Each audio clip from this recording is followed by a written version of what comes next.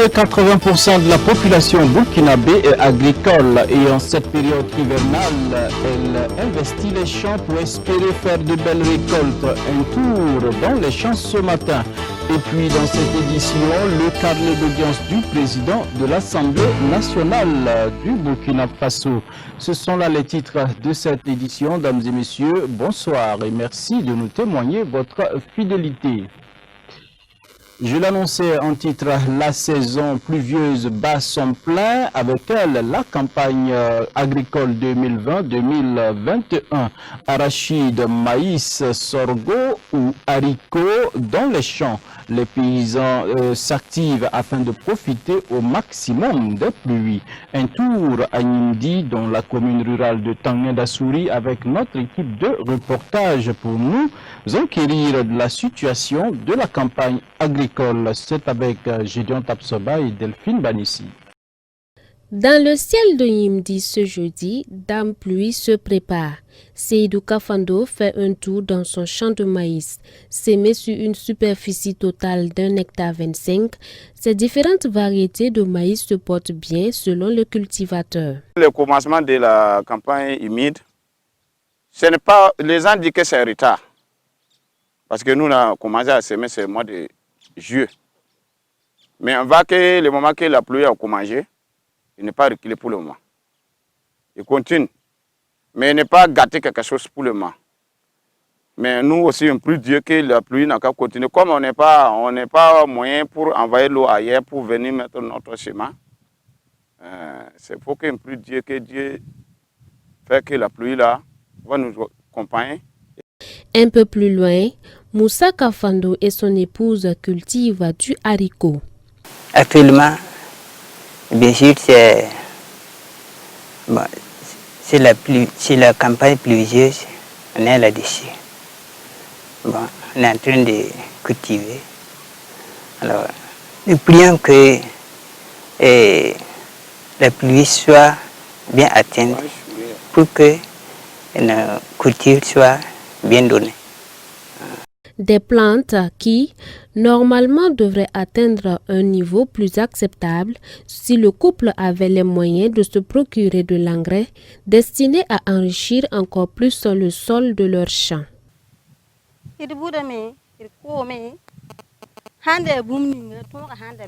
Nous avons semé et cultivé. Si nous avions les moyens, nous aurions dû mettre de l'engrais pour mieux développer nos produits.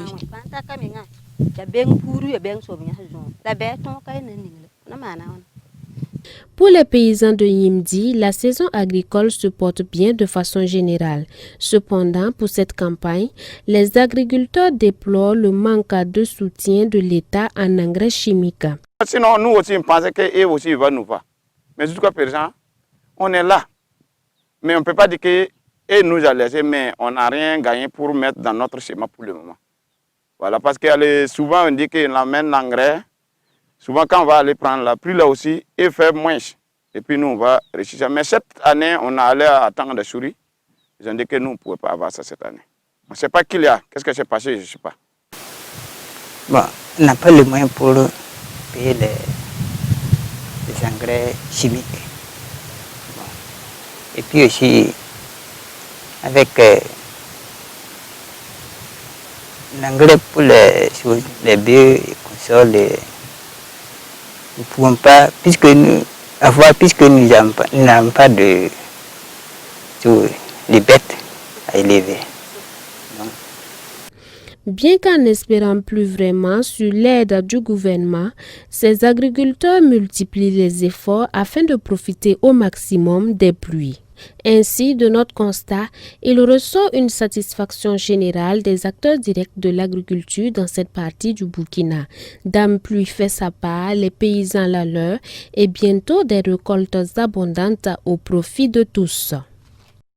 Le président de l'Assemblée nationale, Elhadji Bala Sakandé, a reçu tour à tour ce matin l'Union nationale des sociétés coopératives des producteurs sémenciers du Burkina Faso et le Conseil national de l'ordre des médecins. Ces hôtes sont venus lui soumettre leurs doléances afin d'obtenir du parlementaire un appui pour un bon déroulement de leurs différentes activités, ainsi que du fonctionnement bien sûr de leurs structures respectives. C'est dans un compte rendu de Odette Zouanguena. La première édition des journées promotionnelles de semences agricoles améliorées certifiées J-Prosac, tenue du 16 au 18 mai 2019, a rencontré un franc succès.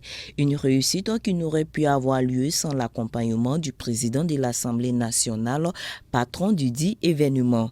Conscient de ce fait, Inoussa Ouedraogo est venu en personne témoigner sa reconnaissance et ses remerciements au chef de l'hémicycle sans omettre de soumettre ses doléances pour un meilleur rendement du dit projet. La semence également contribue pour près de 40% de la production, et ce qui fait que nous devons tout de même informer les différentes autorités de la place qu'occupe la semence et de leur demander aussi leur soutien pour aller effectivement vers une industrialisation de notre semence. Nous avons également fait le bilan de la campagne, de l'évolution de la campagne et demandé également le soutien pour les prochaines éditions que nous voulons encore plus grandes pour mieux positionner encore notre pays dans la sous-région en termes de l'industrie sémencière.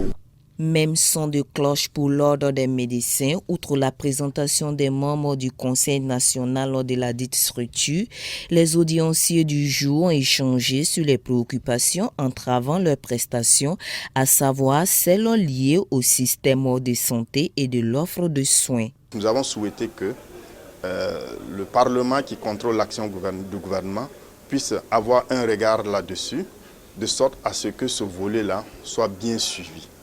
Nous avons également interpellé son Excellence sur la question donc de l'employabilité dans le domaine de la médecine. Nous avons aujourd'hui un contingentement, donc l'État fixe des quotas pour recruter des médecins et donc il y en aura un chômage bientôt puisque nous aurons dans les 3 ans à venir environ 3000 nouveaux médecins qui vont venir s'ajouter aux 4500 qui sont déjà en exercice. Et nous avons terminé avec le financement des ordres car nous n'avons pas un financement substantiel pour mener à bien notre mission, surtout pour la partie publique. Et nous avons souhaité que le Parlement puisse s'en occuper et faire en sorte que les ordres en santé en général puissent avoir un budget pour travailler normalement selon les missions qui leur ont été confiées. Lesquelles requêtes ont reçu une oreille attentive du premier responsable du Parlement burkinabé, puisque ces hôtes repartent confiants tout en nourrissant l'espoir de voir résorber ces questions sanitaires grâce à l'apport et au concours de la représentation nationale.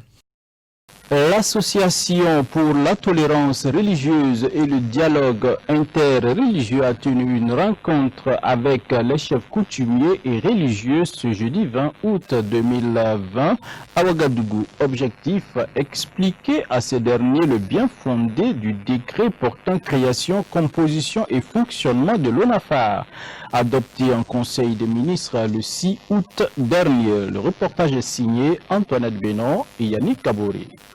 Le projet de modification du décret portant création, composition, attribution et fonctionnement de l'Observatoire national des faits religieux ONAFAR, adopté en Conseil des ministres le 6 août dernier, a fait l'objet d'une rencontre de l'Association pour la tolérance religieuse et le dialogue interreligieux. Cette rencontre à laquelle ont pris part les chefs coutumiers et religieux permettra aux intéressés de mieux comprendre la décision du gouvernement.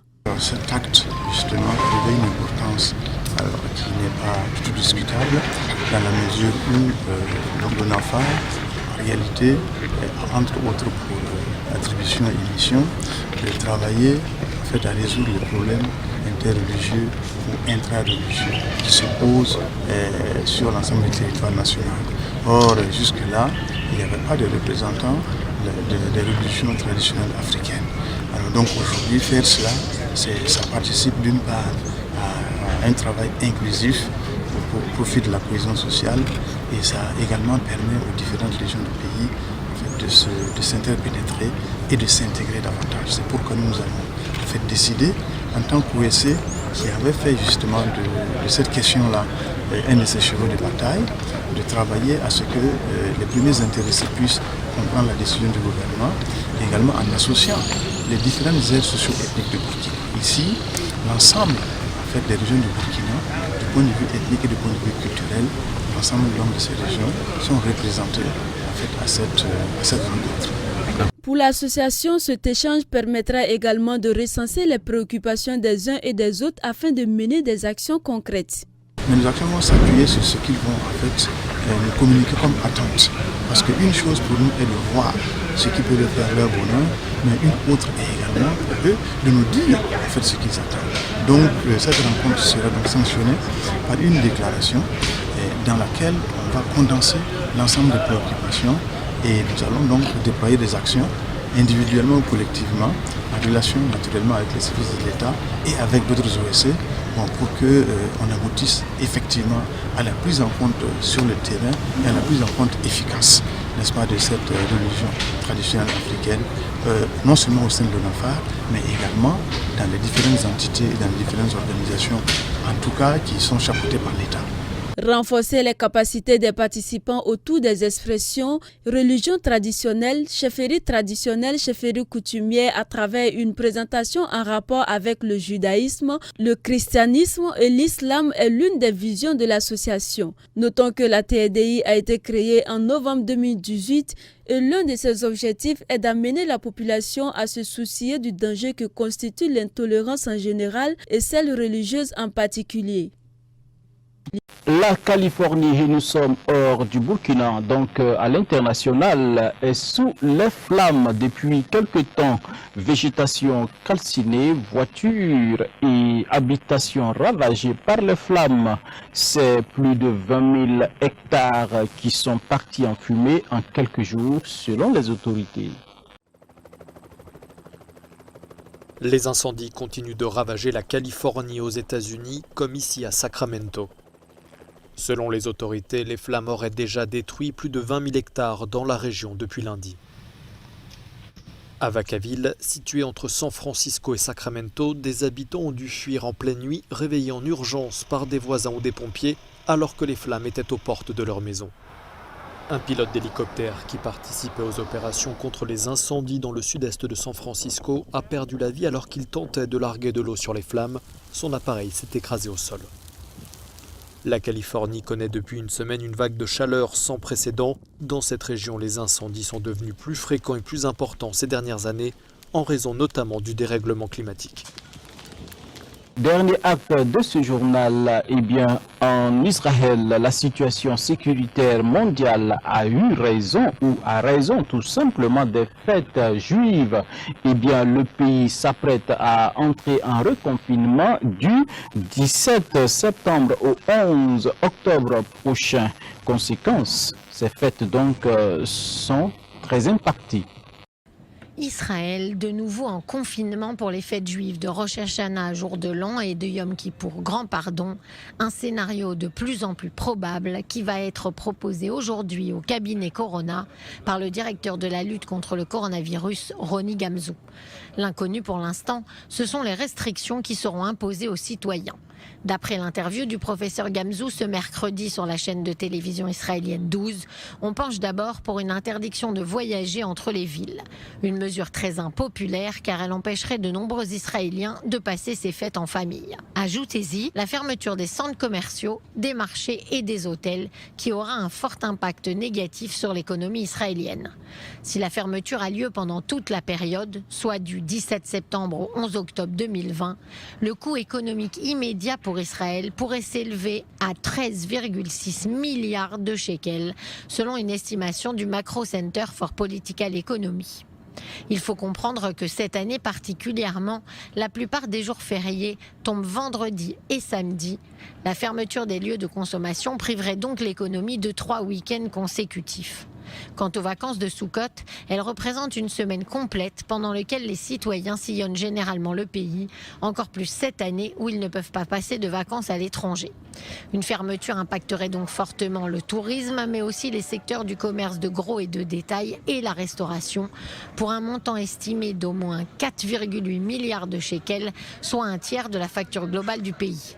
Le secteur de la culture et des loisirs, déjà exsangue, pourrait lui aussi perdre encore 1,6 milliard de shekels. La période des fêtes est l'occasion de remettre l'économie israélienne sur la bonne voie, affirme le docteur Nathanson, et une fermeture compromettrait cette option. Le cabinet Corona ne devrait pourtant pas statuer sur la fermeture aujourd'hui, car il doit aussi réfléchir au casse-tête des prières autorisées pendant les fêtes. Il est clair qu'il ne sera pas possible de les empêcher pour Rosh Hashanah et Yom Kippour. La bataille politique s'annonce donc rude et le gouvernement devra être créatif. D'autant plus que les derniers chiffres du ministère de la Santé sont loin d'être encourageants. Le bilan des morts du coronavirus est passé d'un coup à 781 après la découverte de 53 décès dans les maisons de retraite et institutions de vieillesse qui n'avaient pas été inclus dans le décompte jusqu'à présent.